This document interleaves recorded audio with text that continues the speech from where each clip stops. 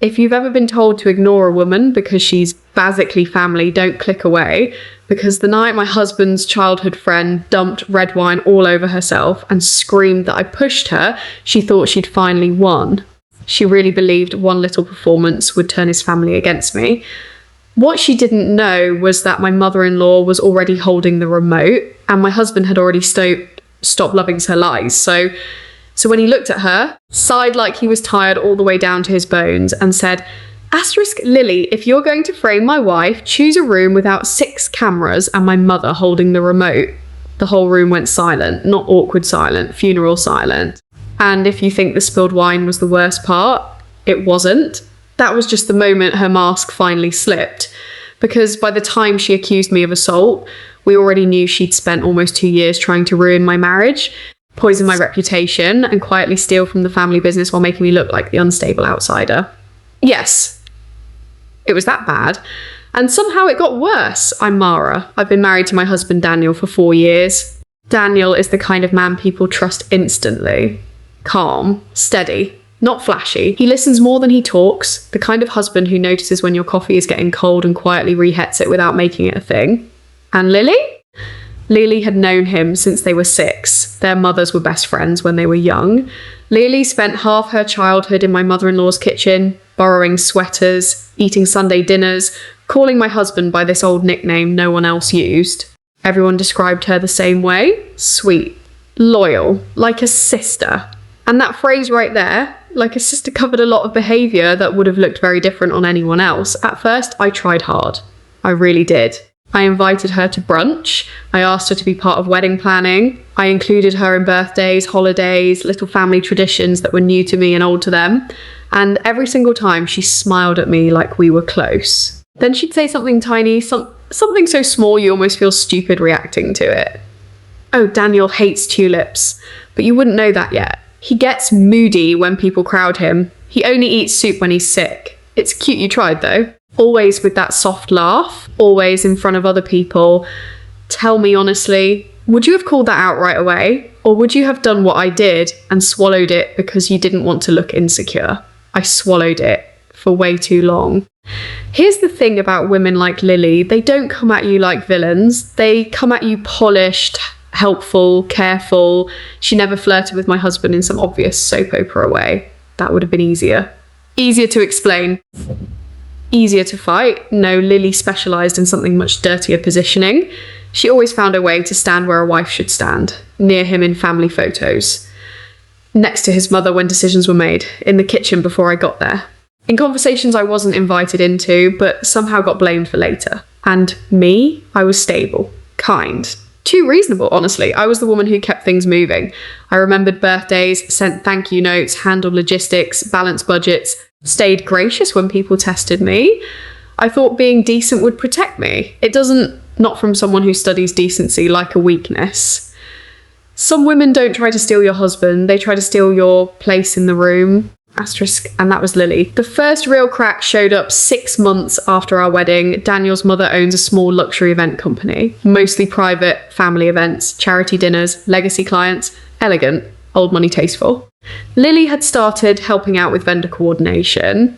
I'm an accountant, so when my mother-in-law asked me to casually look over some numbers before tax season, I said yes. That's when I saw the first odd payment, a floral reimbursement. Too high. Then another, and another. Same pattern, rounded numbers, missing backup invoices, payments approved fast, always on weekends, often connected to events Lili had touched. Nothing huge at first. Not enough to blow up a family over. Just enough to make me uneasy. When I asked Lili about one of them, she smiled and said, "Oh my God, I'm so embarrassed. I'm terrible with paperwork. Good thing you like spreadsheets." That should have calmed me. It didn't. Because manipulative people always want the conversation to feel smaller than the behaviour. A week later, my sister-in-law texted me asking if I was upset with the family. I wasn't. Apparently, Lili had been telling people I found them chaotic and beneath my standards. I just stared at my phone because that's the part nobody talks about enough. Betrayal doesn't always hit like a slap. Sometimes it hits like confusion. Asterisk. And confusion is dangerous because it makes you doubt your own memory before you doubt the liar. Then came the messages, anonymous at first, little screenshots from an unlisted account, always just trying to help, implying Daniel felt suffocated. That his family thought I was controlling, that I was too cold, too polished, too formal, too much. They were believable in the worst possible way because they sounded like the fears I never said out loud. One message said, asterisk, he misses who he was before everything became so managed. That one sat in my chest for hours. When I finally showed Daniel, he didn't get defensive. He just looked tired. Then he asked to see all of them. That night, we sat at the kitchen island, my phone between us, and he read every screenshot twice. Then he said quietly, Mara, none of this sounds like me, but it does sound like someone who wants you off balance.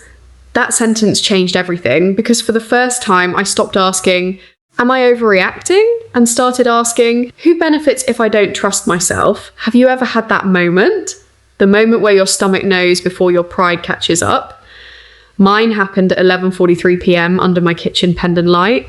And once I saw it, I couldn't unsee it. We didn't confront her. That was the part she would have expected. Instead, Daniel talked to his mother quietly, and to my shock, Helen, my mother-in-law, didn't defend Lili. She went very still. Then she said, I thought I was imagining things. Turns out she'd been noticing little fractures too. Receipts missing. Lili inserting herself into vendor calls she wasn't assigned to, stories changing depending on who was in the room. One employee had even mentioned that Lili liked to linger in Helen's office after hours to finish up. That office also held the company checkbooks, so we got smart no yelling, no dramatic confrontation, no emotional speech, just evidence. Daniel changed passwords and didn't announce it. Helen had the office locks updated. I went back through 18 months of records and built a clean timeline. Dates, vendors, duplicates, inflated costs, reimbursements tied to a Shell LLC that traced back to a mailbox rental. And then the part that made me actually shake, some of those company payments had helped cover deposits on a condo Lili was trying to buy. Not with Daniel. Not for some sick love nest with a fiancé none of us had even heard about. That's right. While acting like the tragic almost wife in my marriage, she was secretly engaged to a man in another city and funding her future with his family's business. Asterisk. The most dangerous liar isn't the loud one. It's the one who builds 3 lives at once and acts confused when they collide. We could have taken it straight to the police then, but Helen wanted one thing first. Proof that Lili's lies weren't just financial. She wanted to know how far this had really gone, and she didn't have to wait long. 2 weeks later was Daniel's grandmother's 75th birthday dinner. Big table, full family, catered, formal. The kind of evening where everyone is dressed too nicely to misbehave. Lili arrived in a pale green dress and the face of a woman who thought she was adored. She kissed Helen's cheek, hugged my sister-in-law, looked at me like she'd already written my ending. By then I had made peace with one ugly truth. Lili wasn't panicking because she'd done something wrong. She was panicking because she knew I had noticed. That's why manipulators escalate. When they can't control the facts, they audition for sympathy. Dinner was almost over when it happened. Helen mentioned casually that the company would be conducting a full audit before the fall event season. Lili's fork paused for half a second. That was it? Half a second. But I saw it. Then she smiled too quickly and asked if everything was okay. Helen said, of course. And right then, Lili made her move.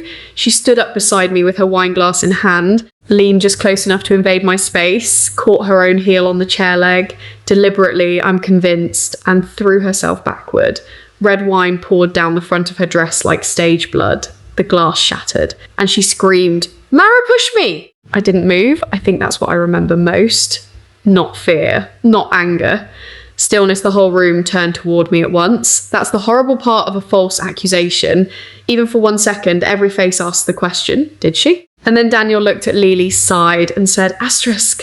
Lili, if you're going to frame my wife, choose a room without 6 cameras and my mother holding the remote. You could feel the air leave the house. Lili's expression changed so fast, it was almost inhuman, not embarrassment.